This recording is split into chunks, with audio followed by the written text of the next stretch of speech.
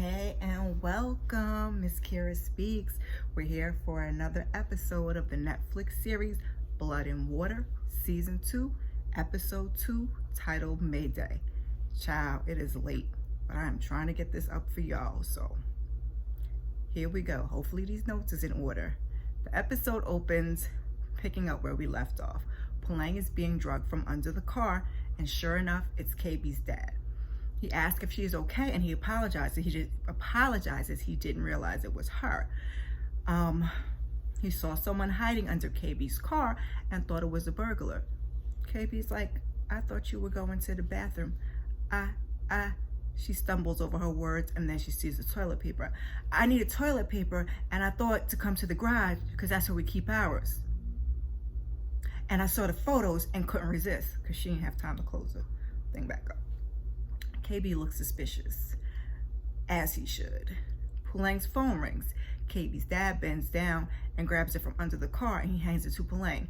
And she continues, I dropped my phone, and then when I went to get it, that's probably why he thought I was hiding. She called herself recovering, but she sounded hella suspicious. So KB's like, let's just go upstairs. But Dad's like, no, I'm sure her parents are looking for her. And Puleng's like, yeah, I better get going. And she apologizes and heads on her way. So Fiks is asking Janet if everything they discussed is confidential. And Janet's like, I've been doing this for a long time. But after the last episode, we are questioning Janet's involvement and her intentions. So we see Puleng. She goes to the school pool and it's nighttime. Fiks is there. She had been calling Puleng. That's who was calling her. Like I said, when she was under the car, she called again. That's when KB's dad grabbed the phone. She had called like three times by then. So Puleng's like, this is a bit much. I believe her exact words were, she was being a bit dramatic. You're drunk. Indeed, she has been drinking. And she asked Puleng to sit down. But Puleng walks away instead, and Fiks is like, I wanted to take a DNA test, and she has a test there with her. How long have you had that? Puleng asks. I got it a few weeks ago, just in case. So we see Fiks tell Janet that Puleng's sister was kidnapped 17 years ago, and she thinks I'm her sister. And Janet asks her, does anybody else know about this? Fiks shakes her head, no. So Fiks says in the news, they say Puleng's father sold his daughter. She says she's scared to take the DNA test, and Janet tells her, do it. While they're talking, we also see the girls are still at the pool because this series is a lot of back and forth. So a lot of things are happening at the same time, and it's hard to take notes. So while they're talking, we see the girls, they're at the pool, they're doing cheek swabs. And Puleng's like, thanks. And she starts to run out her mouth, and Fiks is like, let's just be quiet. Let's just keep it quiet until the results are back. So we see Chris and Mark, they're going at it. They're ripping their shirts off and they're about to get it popping when they see Chris's parents. They're back and they're busted. What are you doing here, Chris asks. And, they have a little back and forth and they talk. He introduces Mark and his mom keeps calling him Chrissy. It was awkward and Mark just leaves.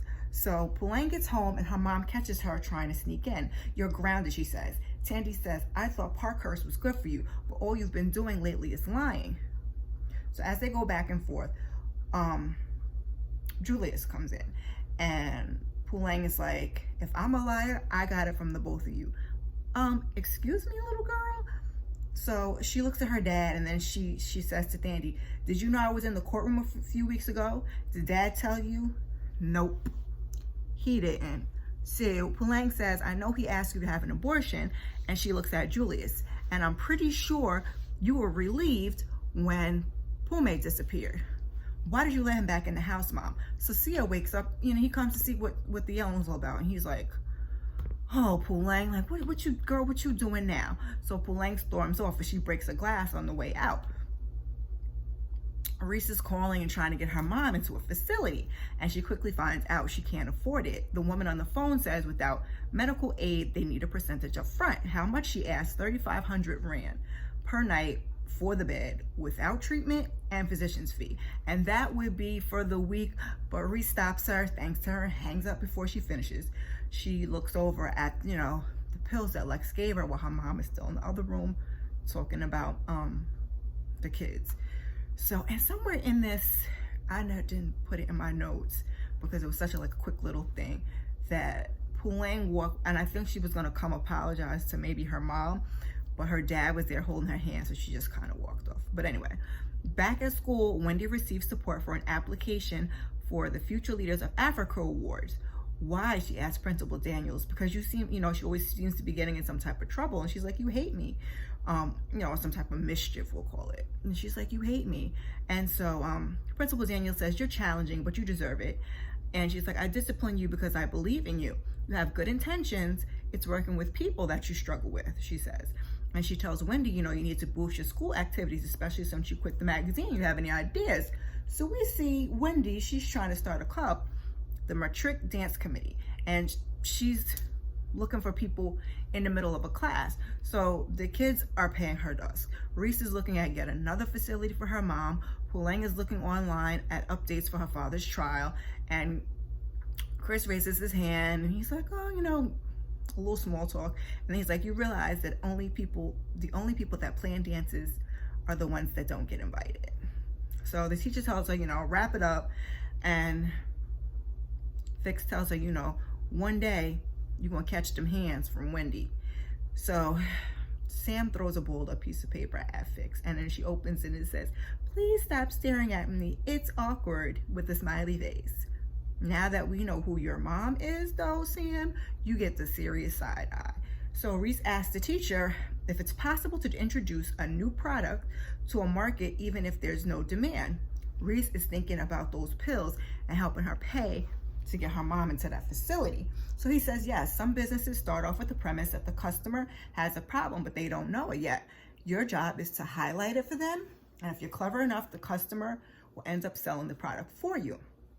So Tahira's, Wade is actually getting a text from Tahira when Puleng runs up, and she's like, oh, Fiks agreed to take the DNA test. So she's like, oh, so he's like, oh, she believes you now? And she's like, well, I'm not sure, but it doesn't matter. It's almost over. And she gives him a hug. And that just then KB's walking up like, am I interrupting something?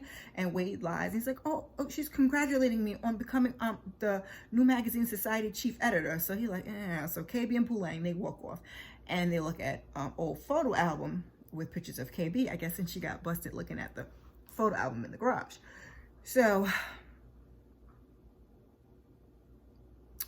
when she's looking at the photo album, it's like, and he, you know, he's talking about the pictures and stuff. I forgot that KB's mom left his dad and is you know, excuse my brain. I forgot that KB's mom left his dad and went to London, and I wonder if we're going to get any more of that story. So he says that they barely speak now, and he reminisces about the last party that he remembers his mom being at. Puleng says, you know, everybody's in the picture except Fiks. Why? And he's like, I don't know. And then he keeps talking. So Reese walks over and she asks, he'd be like, are you planning your own birthday party? Puleng then forgot all about the poor boy's birthday. So Reese is like, are you planning something or not? So Puleng asked if they still go to the house in the pictures. KB's like, no, not really. Dad uses it for storage mostly. Archive. She's like, let's go this weekend and recreate some old memories. Puleng, girl, you ain't slick. KB says, you know, birthdays aren't his thing. And Reese's like, don't listen to him. You know, she'll bring the supplies, and she leaves. So Janet catches up with Principal Daniels in the hallway, and she says, you know, an issue came up during her session with Fiks in regards to the order of protection against Puleng. Principal Daniels is like, look, we can't take sides. And she's like, yeah, you know, I just want to speak to Tandy and make sure she's coping. Okay, girl. So Puleng and Zama, they're trying to make something, and it looks more like they're making a mess, excuse me, than anything else. So Zama's like, it's lumpy. Puleng's like, it smells. She was trying to make the meringue cake for KB. I was like, oh, A for effort, girl. So she reveals to Zama it's not just about the party. Your girl Puleng has some plans to do some snooping, of course. Puleng is about to make herself single with no access if she gets caught. So Zama's like, it's a reach, but I'm behind you all the way. Good luck. No, Zama. I need you to run interference since she almost got caught last time. So Zama agrees, and then she says her sausage situationship is not for her. She says her and Mark have nothing in common, and then they hear Sia and Tandy outside, and Zama's like, Puleng, how are you gonna get out of here? So we see Sam and Janet, and as Sam walks away, Janet gets an unknown phone call. We never find out what that was about at all in this episode. I'm gonna just say that right now. So then we see Fiks in her room looking up stuff from the point of Grace, Pume, Julius, and his case. And her dad comes in and tells her dinner's ready. So she like closes everything down real quick. And he's like, you know, there's nothing you can't tell me. But she says she's fine. And then her phone rings and dad leaves. It's Chris. And he's like, you know, KB's having a party. You gonna go? And she said, oh, Puleng's gonna be there. He says, screw her. I don't see you anymore. I thought Chris was still pissed with KB, but I digress. Chris hears a noise and he says he'll call her back. Mom is there and she makes dinner. He asks how long they're staying. They have their little conversation and we move on to Puleng, you know, walking up on Wade, dancing and taking photos of plants. And she asks him to forge a letter from the school about a field trip so she can go to KB's party that she's supposed to be planning. Throwing. So Wade asks if she's out of her mind, basically. And I'm wondering the same thing, Wade. These kids think they're real slick. Like, their parents will never find out. How you think your parents not gonna find out? Like, they think they pulled it off this episode, but all the kids was at a field trip? Okay. None of the parents going to talk to each other? Okay, I'm dragging it. So she tells Wade about her plan to find some information in the house. I wouldn't ask if it wasn't important, she says. He's like, so you're using KB? And she looks offended. And Wade says, you should have told him the truth. And she's like, Fiks has an order of protection against me. What else am I supposed to do? But she insists that she's not using KB. Girl, you better not be, because he is too cute. Too bad I am way too old for that man, boy. That man, boy. So she apologizes to Wade and she says she had no one else to turn to. He's her only friend. And as she's walking away, Wade is like, what is wrong with me? And then he's like, all right, I'll help you. Wade, you gonna learn, boy, you gonna learn. So Fiks is home. She's looking at her birth certificate and she has questions. The kids are at school and we're seeing all the messages go off on people's phone about KB's party. And Reese and Chris are talking, trying to get him to come to KB's party, which I thought he just told Fiks he was going to. But he says his parents are having game night or something to that effect. And she's like, your parents are still here? And just then we hear Principal Daniels say, I know that's not what I think it is. These fools were smoking on school grounds. And I don't mean no cigarettes. So we see them in Principal Daniels' office and she is hot. Chris is tripping over his words. And then he's like, smoking weed is legal now. Excuse me, she says. He stammers. And then she says to Reese, this isn't your first offense. I tried to contact your mother, but to no avail. I understand you have problems at home, but, and Reese chimes in and cuts her off. She's like, it's okay. It's all right. I'm fine. I'm good. So she doesn't want Chris to know her business. So Chris, she's like, Chris, this is your second time here. You know, I could expel both of you.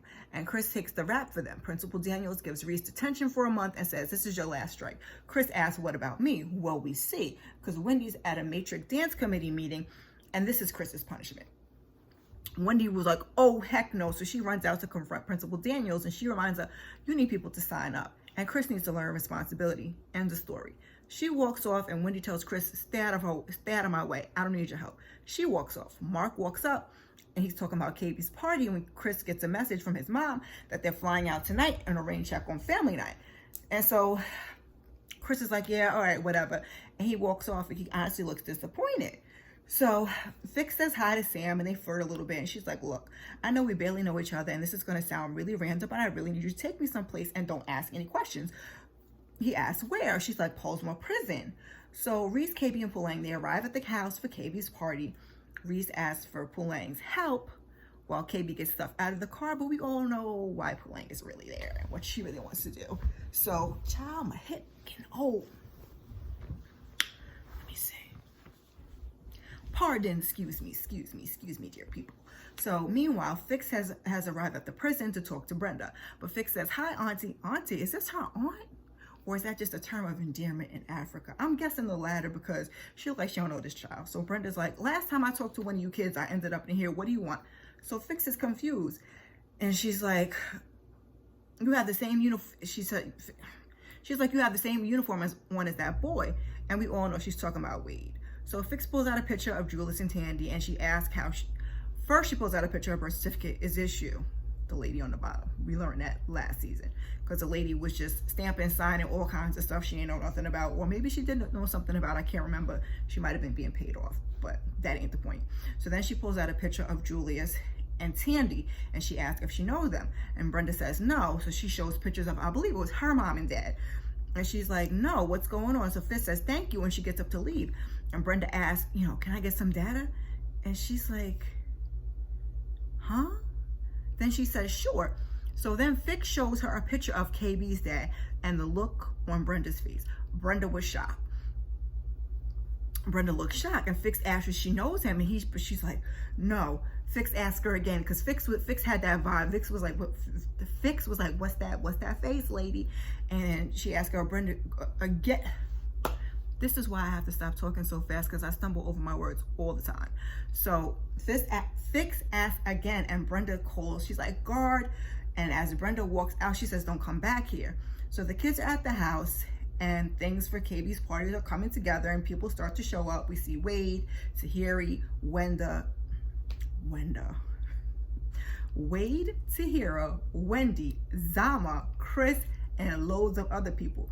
KB does not look happy. Puleng says this wasn't her doing.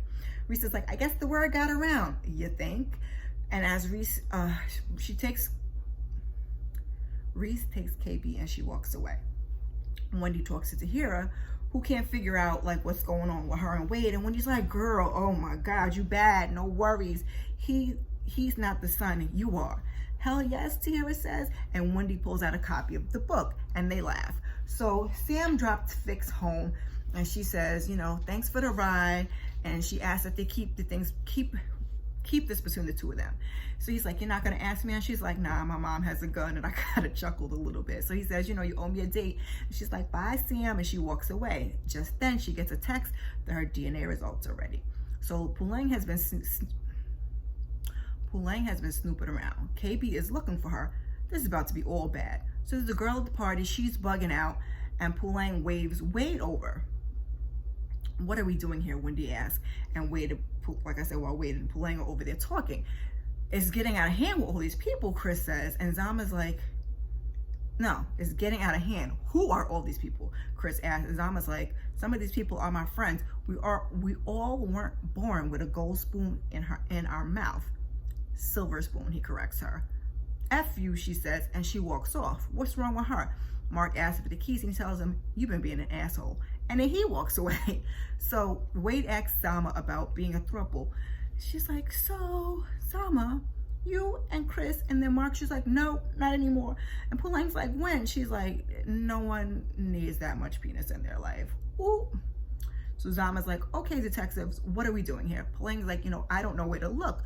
So the crazy girl that cut, I'm surprised there was no problem with the girl, the B word, but the crazy girl that's been walking around drunk, Wade gets her out of the way so that Zama and Puleng can go off looking. But KB is still looking for Zama. Reese makes a sale, and she says, wait, I got something stronger, but it'll cost you. How much? The guy asks. $1,000 a bag. The rich kid pulls out his cash, and Reese smiles as they walk away. So Zama, Wade, and Puleng go snooping. Zama picks the lock, and Wade and Zama, they go and hide because KB walks up. He's looking for Puleng. She's like, sorry, I got the party wrong. He's like, it's okay, and I love you, blah, blah, blah. All the while, Wade is listening on the other side of the door, and he starts kissing on her, but like she's pulling away. She's not receptive. He asks if she's okay. Oh, this is KB. I don't know if I said we. This is KB and Puleng. And he's like, you've been acting weird since we had sex. Did I do something wrong? And she's like, no. He asks if she regrets it. But then Tahira walks over and tells her that Fiks is here. So he says they'll talk about it later. So Zama asks Wade if he's okay. And he stammers, and he's like, yeah. Then he excuses himself. Now Zama's by herself. She goes off snooping. Wendy is trying to recruit people for her committee. The people are like, I don't even go to the school. So Chris is looking for Zama. He tells Reese that Mark left, and he thinks it's over, and he doesn't know why. And Reese asks, why did you take up for me? And he says, they'll never expel me. We give too much money to the school. Talk about your privilege. So besides, we're family, and that's what we do. So KB walks up to Fiks with Puleng. He's like, no drama tonight, okay? And Fiks is like, okay. And she asks to speak to Puleng in private. So the two walk away. Chris asks Grease, what was Principal Daniel saying, saying about your mom? And she's like, she's just a little sick. No big deal. And then she texts Lex and's like, she's in and she's gonna need more samples. So Wade finally comes over and pays Tahira some attention, and he asks her on a date, and she says yes. So now this last stuff is scenes mixed together, so we're gonna take it block by block. We see the rest of Janet and Fiks' conversation from earlier.